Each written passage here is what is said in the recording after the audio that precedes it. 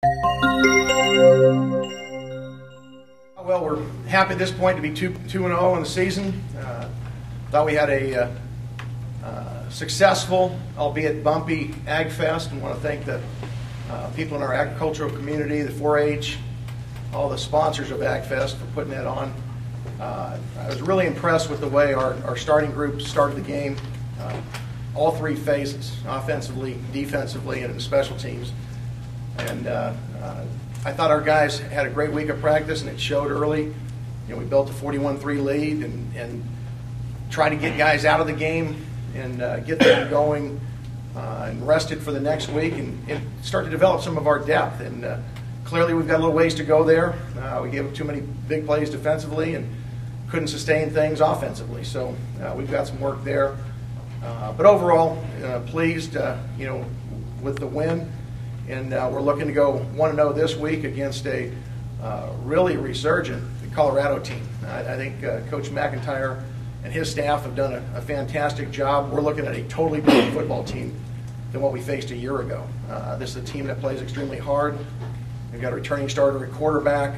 They've got an all Pac-12 receiver in Paul Richardson, who's had two 200-yard plus receiving games in a row. Very dynamic player we're going to have our hands full. And defensively, Kent Bear and his staff have done a great job wherever he's been, and you can see his mark on that defense already. They're playing good, hard-nosed football. So we're looking at a great challenge, having to go on the road. I saw a stat this morning. Only 29% of visiting teams have won games so far at this point in the season.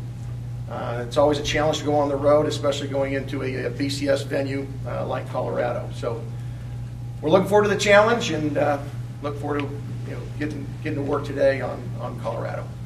Again, please with questions. Use the mic. Coach, you talked about Colorado, and they are 2-0. They were down 7, and Central Arkansas was going in for another touchdown when they got a pick 6 to tie that game in the fourth quarter. Do you think that actually helps them momentum-wise, that they were able to survive kind of the way you survived the first week against Rutgers? I think it can. When you win those close games, it can develop confidence in your team that, hey, we can find ways to win, whether it's conventionally by getting up on somebody or having to make a play on defense. And I think it's been a signature of Kent Bear's defenses that they force takeaways, and they've done a great job with that. I think they had 2 pick sixes on Saturday. You do that, you're going to give yourself a chance to win.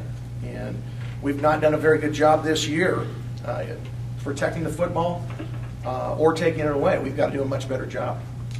I'm sure you expect it to be personal for them after what happened to them in your stadium last year? Oh, yeah, they've got plenty of guys on that team, as do we, that were there a year ago. We don't take it personal, but I understand that could be part of the motivation.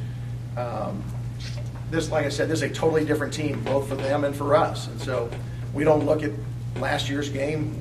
They've got a totally different staff. We're looking at what they've done this year, and they look very, very different on tape. And you've got to give their players and their coaches credit. Coach, what has been the message to the team this year, looking at last year's game? It's not easy as a reference coming up for this game. Well, we mentioned to our players, this is a totally different team. They're 2-0 on the season. We played them last year. They were 0-2. They had totally different coaching staff, totally different schemes. Our guys, as they look at the tape, they'll come down today and look at the tape. They'll see a totally different team, one that's energized and one that's playing very, very efficiently. So it'll be easy to, very readily apparent for our guys to see it's a different team. And Coach, you've got 2 7 p.m. kickoff so far, and from what I know, you guys practice in the afternoon. What are you guys doing this week to prepare for the early kickoff? Well, during our camp, we practiced in the mornings throughout camp, and our guys were ready to go every single morning. So I don't worry about our guys going. It's 11 o'clock Pacific, but it'll be at noon local time. We'll get in there Friday afternoon, and we'll acclimate to Mountain Standard Time or Daylight Time, whatever we're on right now. But I don't foresee that being a problem. Our guys just like an opportunity, and we just want to go 1-0 this week. You're not going to practice in the morning this week or anything like that? No, you can't switch everybody's academic schedules. I mean, I wish we were on a quarter system maybe where you can alter things, but our guys already have their academic schedules. Our guys are done by about 1 o'clock in the afternoon, and we start our meetings like at 1:15. So I guess you would like to maybe do that this week, but it's really not in the cards. Noticed last year that getting to the stadium the day before the game wasn't that important to you guys. You guys just practice elsewhere. Can you talk about, is that just a convenience factor, or is there something that you like to save seeing that venue until the day of the game? You know, I've never been all that enthralled by other people's stadiums. They're typically 120 yards long and 53 1/3 wide, so I don't think there's any magic in going to that stadium. We usually get our stuff done in the morning here. We'll go through our meetings or walkthrough, and then once we get to the hotel, it's about relaxing and focusing on our opponent. So, to us, it's a business trip. It's not a sightseeing trip, and I want our guys to approach it that way. Is there anything you're doing to prepare for the altitude in Colorado? No, I mean, if you're in good shape, you don't worry about it. If we had a team with a bunch of 350-pound guys that weren't in shape, I'd worry about it. But our guys are in great shape. So, Question in the back here. Coach, obviously the 2s and the 3s can be an area for concern. What has been done to try and rectify that since the game on Saturday? well, we haven't got a chance to meet with them yet, but we went through the tape yesterday and identified some key areas that we've got to fix some things fundamentally. And I've got a lot of faith in our coaching staff. They're great teachers. They'll get these guys.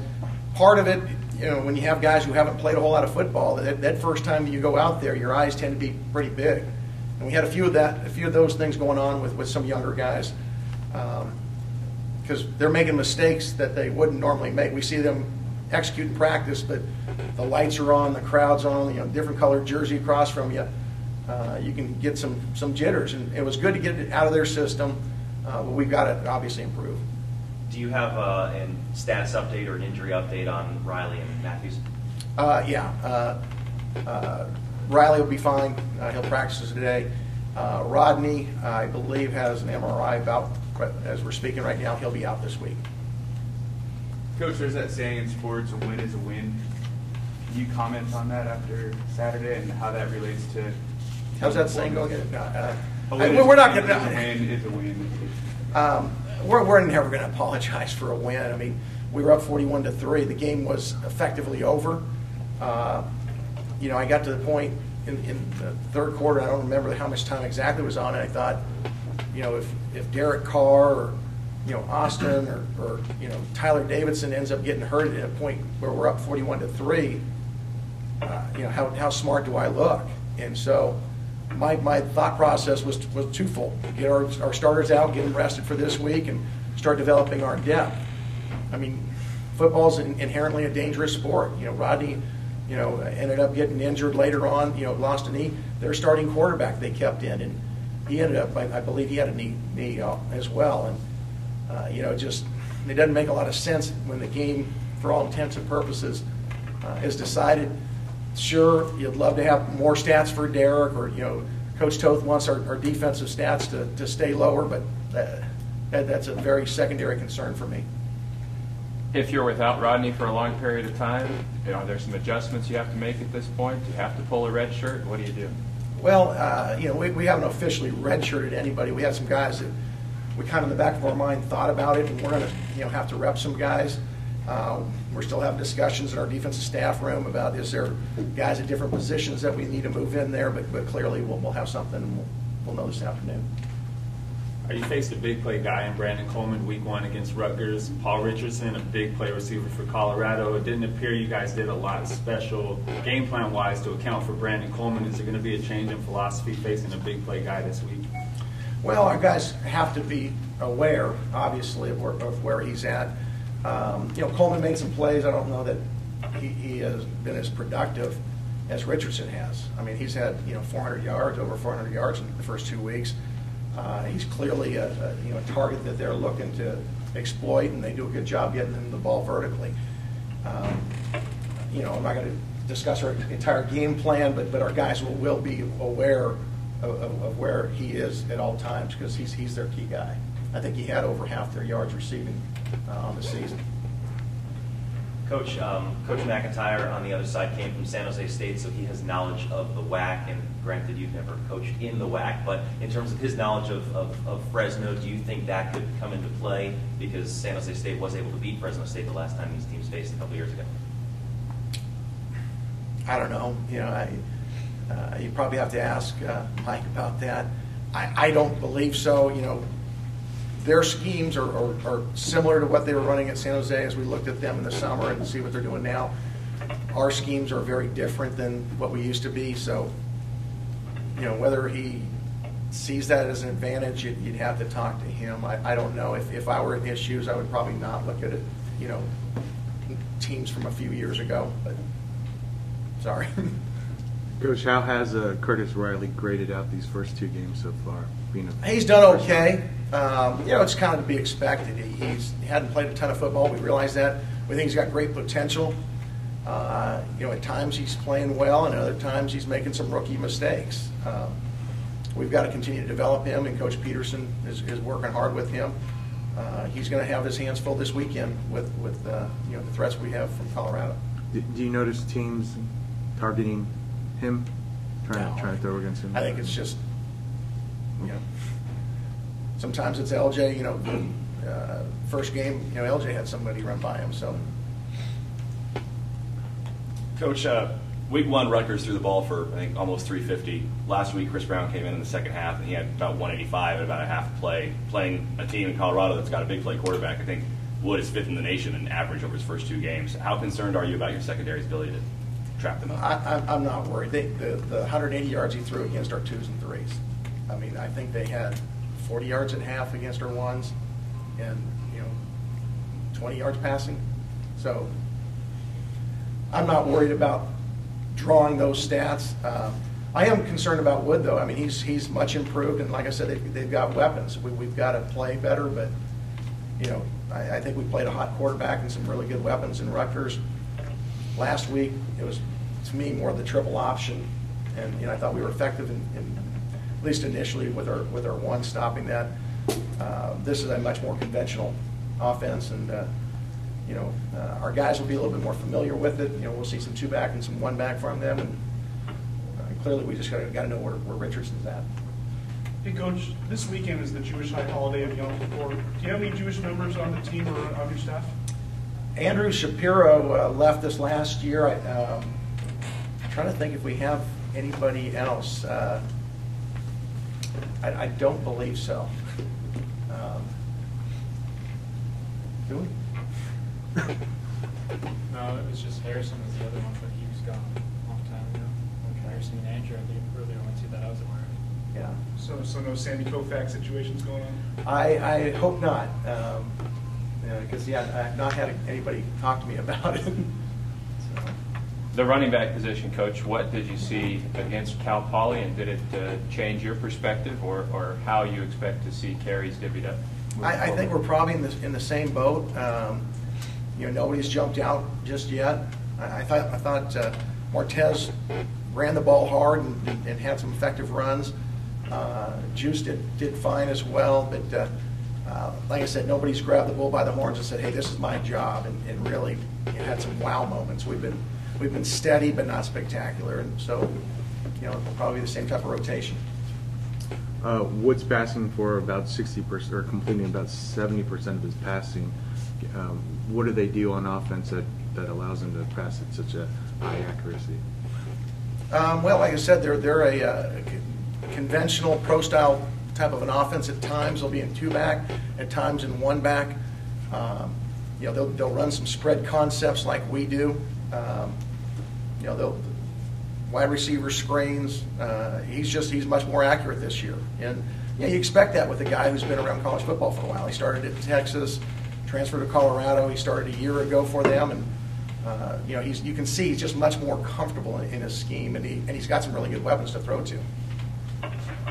Coach, you guys were listed at 27 in both polls this week. Does that come into play at all? Does that, motivation, you're this close to the top 25, does that even come into play, or do you guys just not even know? I think that's more for fans and media to worry about. Our guys don't worry about that. our charge every week is we need to go 1-0 this week. And we do that, we meet our goal. I don't care if we win by 1 point or if we win by 50 points. Our goal is to go 1-0. And I think our players hear that message and they resonate that, and that's all we worry about. Any final questions for Coach? Coach, how much of the film of Central Arkansas do you put stock into? I think Central Arkansas is a heck of a team. I don't know if you saw the game. They've got some athletes. And, I think Central Arkansas can come in this league and compete with a lot of guys.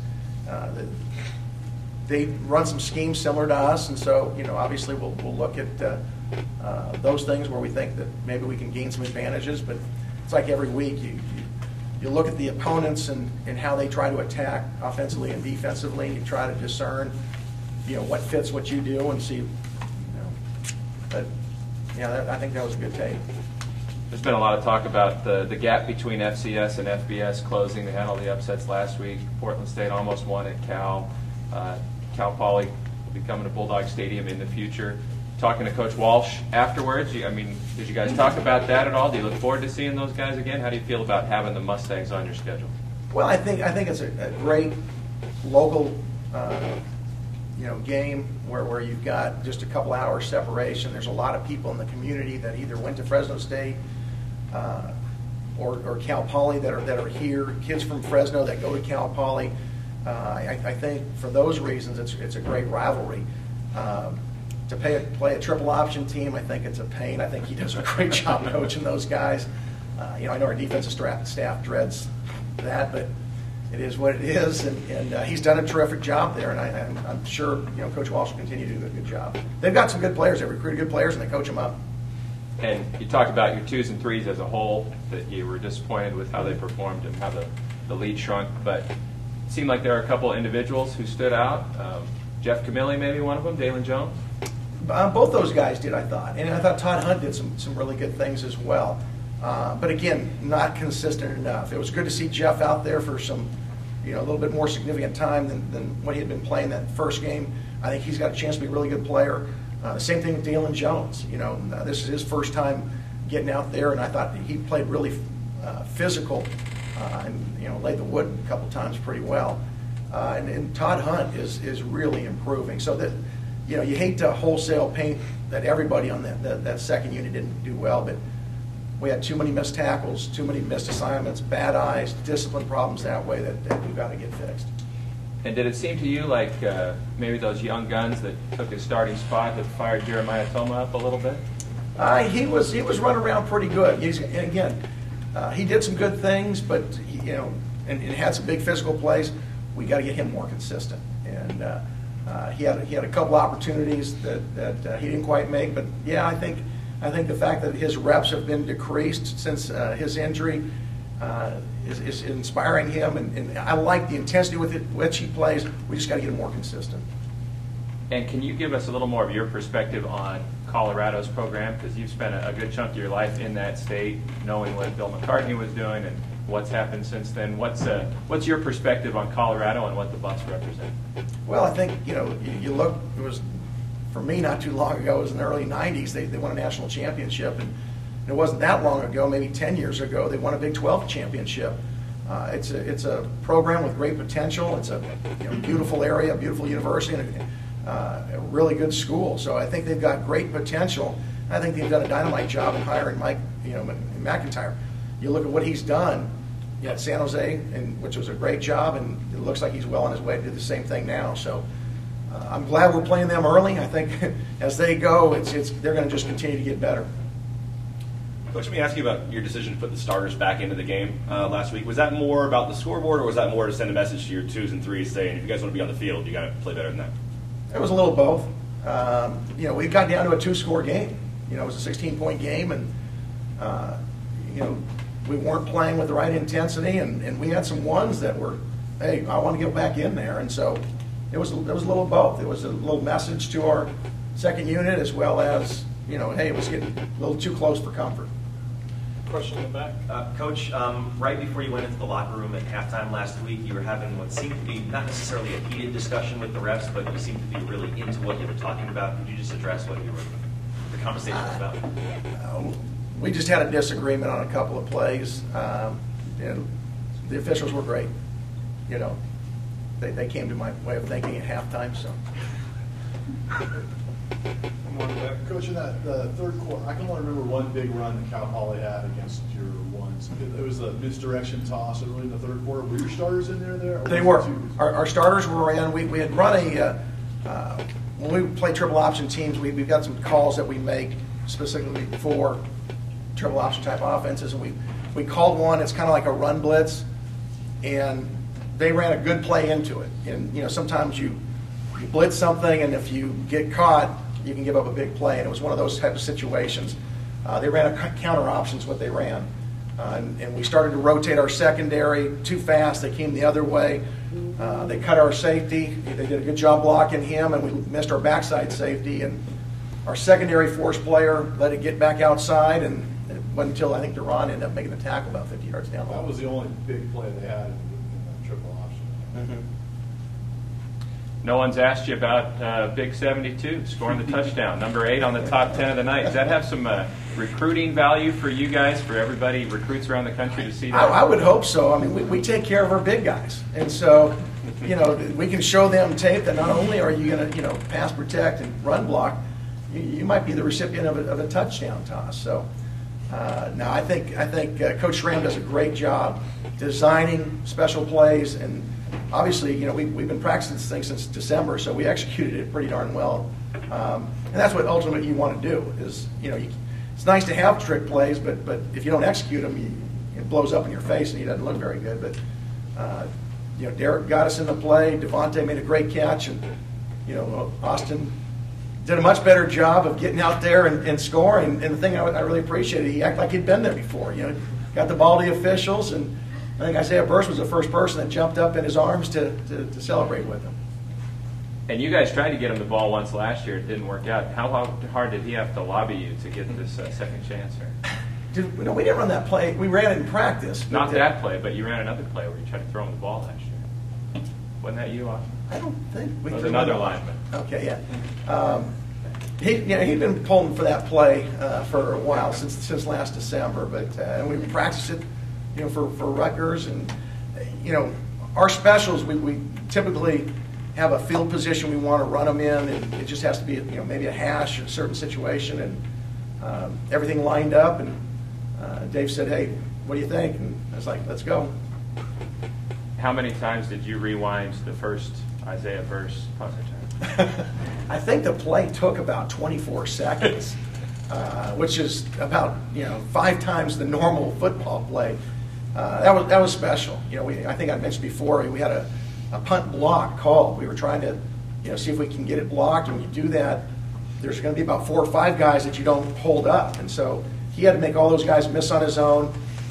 Coach Brown was laughing. He was in the box. And I'm listening to him going, no, no, no, yes, yes, yes. And you can just hear the, you know, momentum change as soon as he got to, you know, around the corner and picked up a couple blocks. And I think Greg Watson had a great block, sustained one, and Brandon Hughes, and, you know, but mostly that was IB doing it on his own. Question. But it was a lineman that got out of the way on that, right? Do you know who that was? There was a lineman that definitely raised his hands. Oh, yeah. Well, it was, I can't remember, where he had an opportunity to possibly hit someone in the back. Right, and he held up there. Yeah. Dave Brown and Pete Germano, our special teams coordinator, they do a great job of putting guys in those situations during practice where they have to make a decision. Can I get in front and make a legal block? If not, when you call it flying by, you put your hands up and you don't block him, but you just kind of shield him, and you can see that coaching take place in that play. And I apologize, I don't remember who exactly that was. Isaiah got obviously the no-brainer special teams player of the week this week. After watching film, anything left to say about his performance on special teams that you haven't already said? That's probably as you know, dominating a special teams player that I've seen. You know, it kind of reminded me of Tim Brown back in the day, where people didn't want to punt to him because as soon as you did, there was a chance that thing was going back to the house. And you know, I'm not going to say he's Tim Brown, but I mean, that's the last time I've seen something like that, where one guy would just keep making guys miss, and just was, you know, a difference maker.